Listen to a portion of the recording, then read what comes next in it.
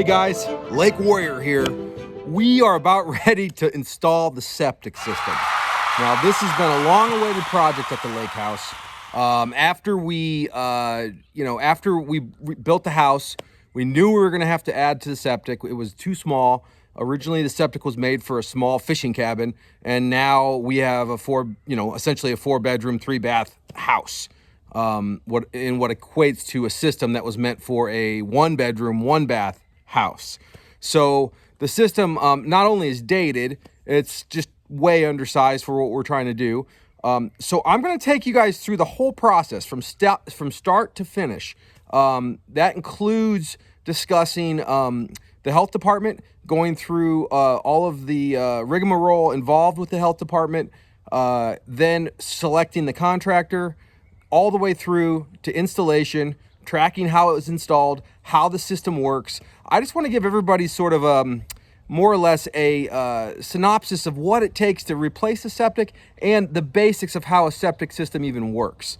So stay tuned. This is going to be a fun one.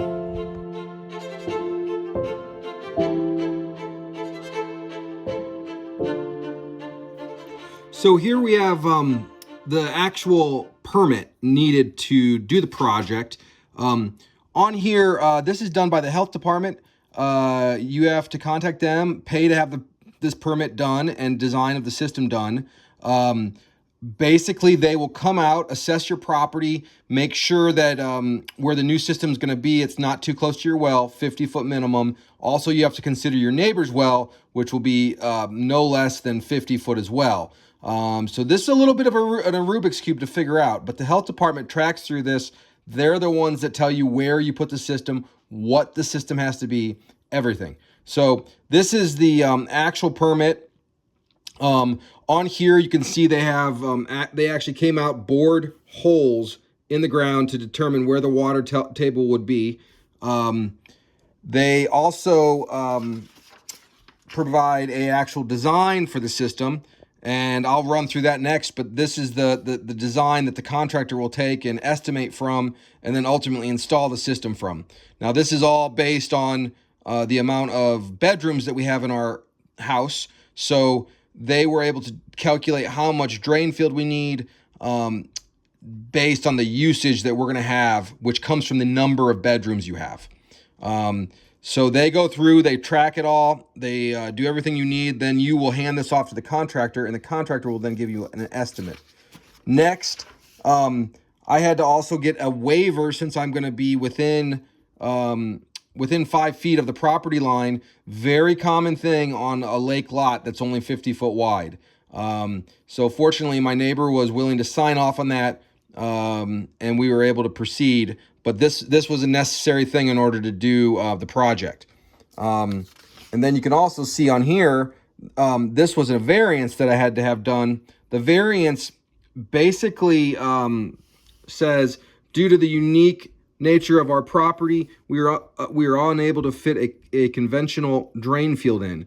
And as I'm going to explain in a little bit, we ended up having to go with 3 dry wells, which are actually illegal in the state of Michigan. But this waiver allows me to do that because we had no other option given the nature of our property, the fact it was on a hill and the size of it. We had to go with dry wells. So I had to get a variance. So between the lot line setback and the variance, those are 2 extra things that most people don't have to do. But given the unique sort of quality of our property on the lake, it was the only thing that we could do in order to move forward. So yeah, those are the biggies. The permit, I think, was about $300 to have done. And then I handed this off to the contractor, and they gave me an estimate for the actual work.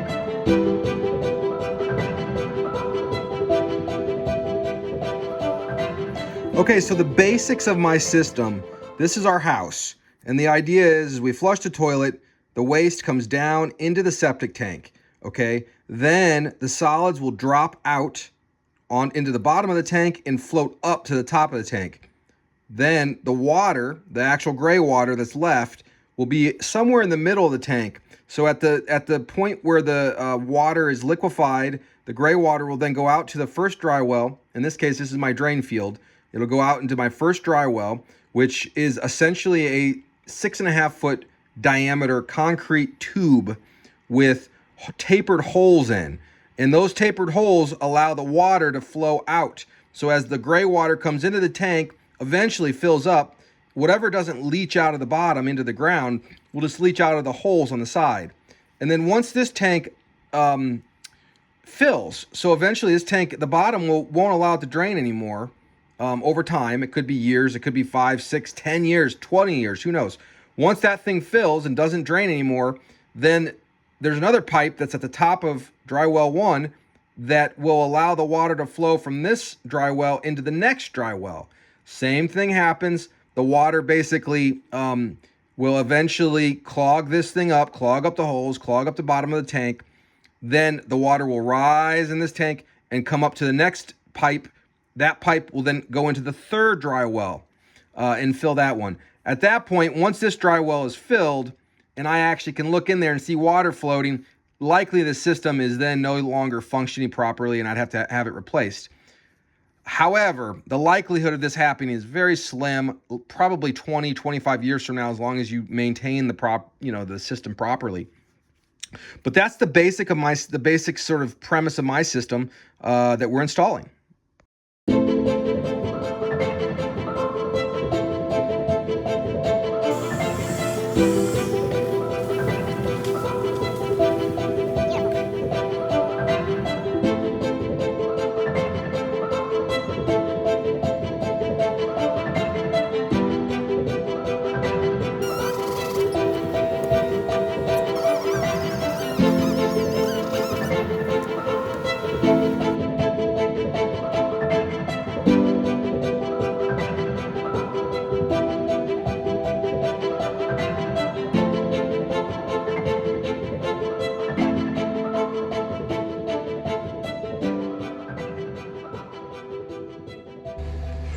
Okay, here's the weapon of choice. Pretty good size excavator. We have to be able to fit it down the hill to be able to work on this thing. This has to be big enough to be able to hold the tanks, lift the tanks, and obviously do the digging. So I had to destroy part of my flower bed to get it down here, but she should fit.